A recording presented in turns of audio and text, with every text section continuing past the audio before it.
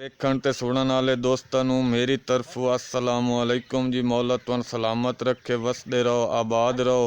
हक दी फतह होइए, सच दी फतह होइए, कानून दी फतह होइए ते इंसाफ दा बोल बाल होया। नवाज शरीफ अल अजीजिया रिफरेंस दे विचों बेइज्जत हो के बाइज्जत हो के बरी हो गए।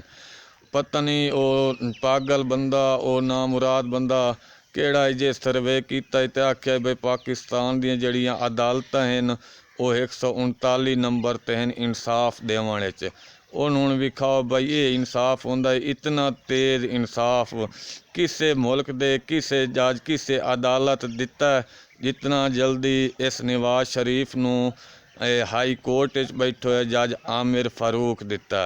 ये वो आमिर फारूक है जिहड़ा इस नूं तां 7 मिनटां दे विच उस बरी कर दिता है ते इमरान खान दा केस दा फैसला वो 7 महीने तू महफूज किया होया।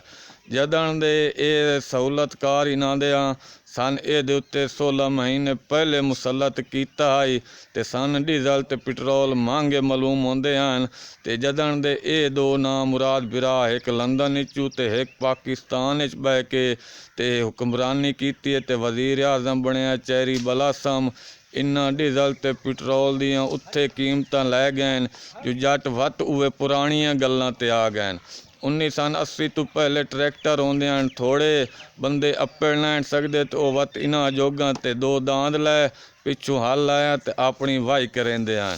ते हुण जदां ट्रैक्टर हो गए आम वत डीजल पेट्रोल दी इतनियां कीमतां वधा दित्तियां जो जट हुण डीजल पेट्रोल ते नहीं अप्पड़ सकते ते भैं जाए के खोती बेड़ तले उवे पुराने एक जोग ते पिछों ला दिता केन या हल ते अपना काम सार लिया।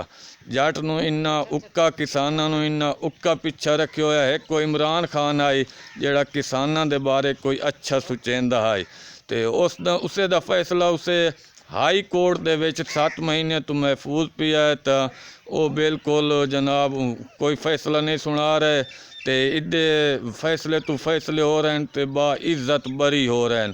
जेड़े मुजरिम हैं कल दे वो अज बाइज्जत बरी हो रहे हैं ते जिन्हां दी कोई दिल च आवाम दी हमदर्दी आई वो जेल च पए होन।